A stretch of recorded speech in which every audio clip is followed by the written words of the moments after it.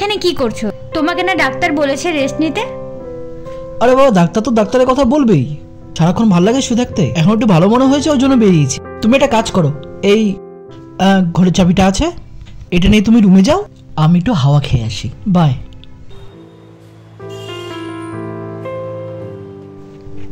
এই শোনো, বললাম আমি স্নান করে উঠে কিন্তু চা বানাবো, তাড়াতাড়ি এসো, বেশি দেরি করো না। হ্যাঁ, আমি ফিরে আসবো তাড়াতাড়ি, তুমি যাও।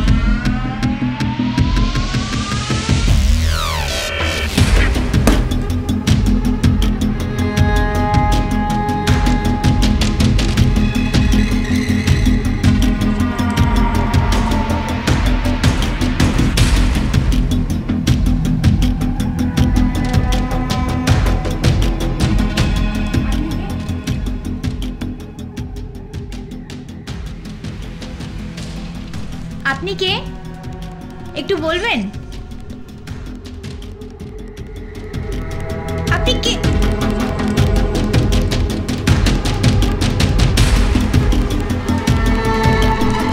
বিরাজ,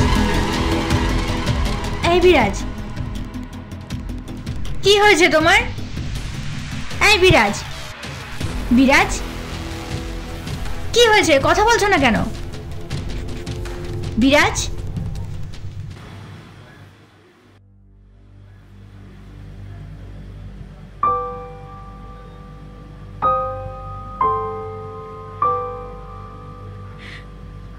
বিরাজ, বিরাজ, বিরাজ, বিরাজ, কথা বলছো না কেন? বিরাজ, কথা বলো না, কি হয়েছে তোমার? বিরাজ, বিরাজ,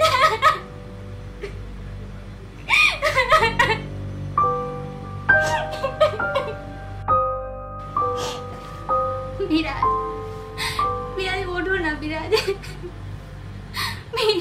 বিরাজ।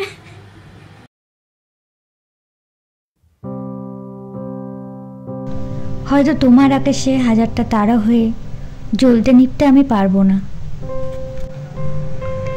কিন্তু বাস্তবে জোনাকি হয়ে তোমার জোছনায় নিজেকে জড়িয়ে ধরে আলিয়া হয়ে থাকতে পারবো। আচ্ছা, আমাকে একটা কথা বলো, আমি যদি হারিয়ে যাই আমাকে তুমি খুঁজবে না? তুমি পৃথিবীর যে প্রান্তেই হারিয়ে যাও না কেন, তোমার ঘ্রাণ আমার হৃদয়ে এমন ভাবে জড়িয়ে আছে, এক অদৃশ্য সুতোর টানে এই বাঁধন ছাড়া পা দুটো ঠিক তোমার কাছে পৌঁছে যাবে। সত্যি?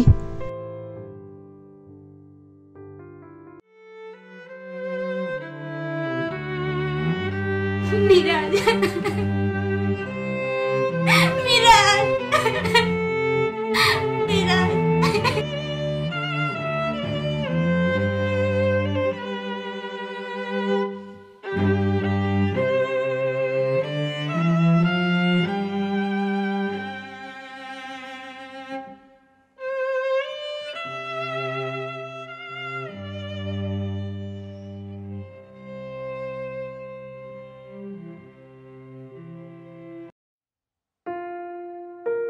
একটা কথা জানো তো, ভালোবাসা থেকে মায়ার সৃষ্টি হয়,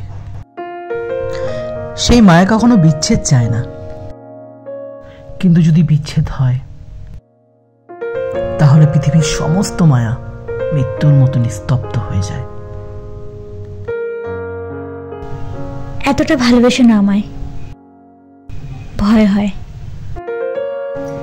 তোমাকে রেখে যদি মরে যেতে হয়।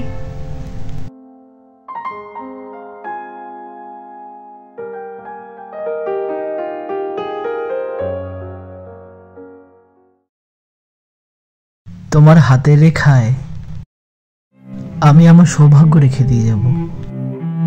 তোমার ভাগের মৃত্যু মাথায় নিয়ে হাসতে হাসতে চলে যাব।